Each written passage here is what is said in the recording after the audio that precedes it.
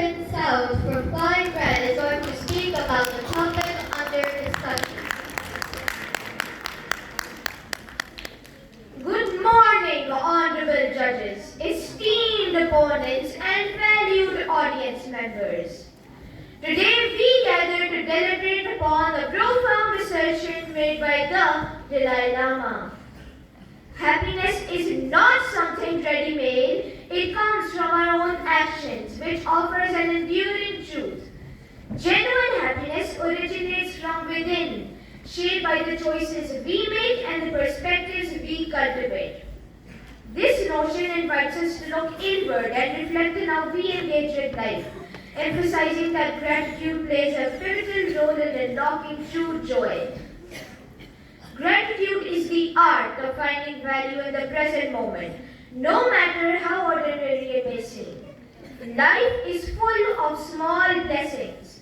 The way we may feel when our friends give us a seat at lunch, the joy of eating our favorite foods cooked by our mom after a tough day, or the relief of realizing we remembered all our homework. When we practice gratitude, we train our minds to focus on these often overlooked treasures, transforming them into sources of real joy. For example, a student might feel grateful when their teacher praises their hard work, or when they finally solve a tricky math problem.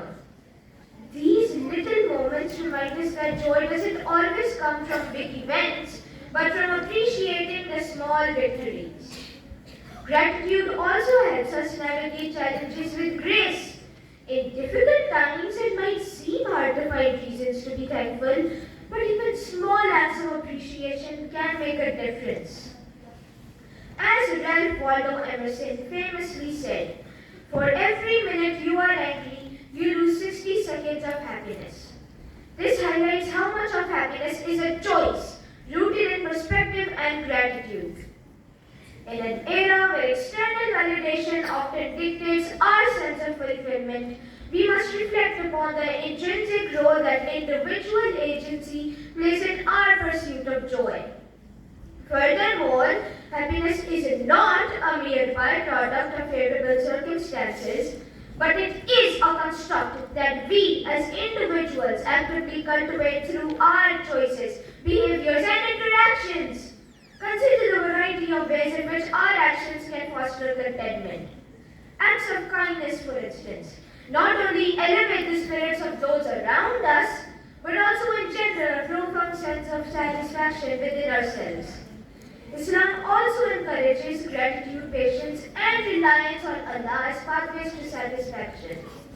The Prophet Muhammad, peace be upon him, said, "Riches do not mean having a great amount of property, but riches are self-contentment."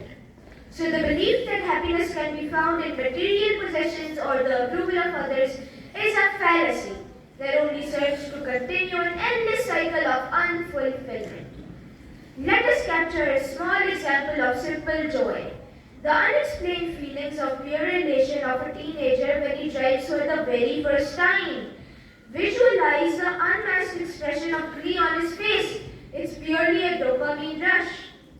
In conclusion, let us embrace the wisdom of the Dalai Lama and acknowledge that happiness is indeed a product of our own actions.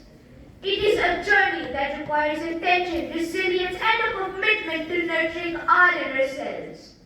As we navigate the complexities of life, let us remember that happiness is not an elusive destination, but rather a vibrant tapestry woven from the choices we make each day. Thank you.